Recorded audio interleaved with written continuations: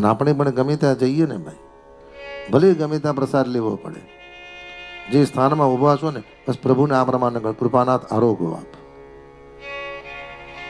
અને વૈષ્ણવ એ છે કશું જ ના આવડે ને 27 વાર અષ્ટાક્ષર મંત્રનું સ્મરણ કરી લો. જેમ ભાઈઓ પાકીટમાં પડીકી રાખે છે, બહેનો પાકીટમાં લિસ્ટીપ રાખે છે, ભાગવતજી કહે છે તમે તમારા પાકીટમાં ચરણામૃત રાખો કાં તો તુલસીનો પાવડર રાખો.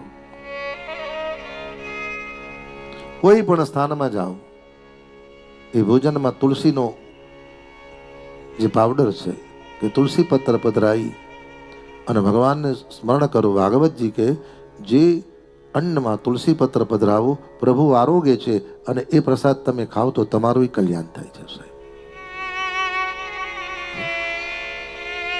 જ્યાં ગર્ગાચાર્ય ભોજન કહ્યું ને ચર્મચક્ષુ બંધ કરી ભગવાન આવ્યા, દળિયામાં અંગુલી પધરાઈ અને ગર્ગાચાર્ય વૈકુંઠપતિ લક્ષ્મીપતિ જમવા પધારો. ભગવાન આવ્યા, અંગુલી પધરાઈ અને જે આરોગતા હતા અને ગર્ગાચાર્ય ચર્મચક્ષુ ખોલ્યા.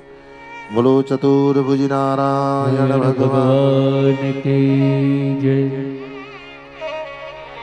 ભગવાને કીધું ગુરુદેવ જે દર્શન મેં આપને કરાયું એ કૃપા કરી યશોદા માને ક્યો નહીં. માં મને દીકરા તરીકે પ્રેમ નહીં કરે. ભગવત અનુગ્રહ થયું અને ઠાકોરજી ધીરે ધીરે બરાબર 2.5 વર્ષના થયા છે સાહેબ.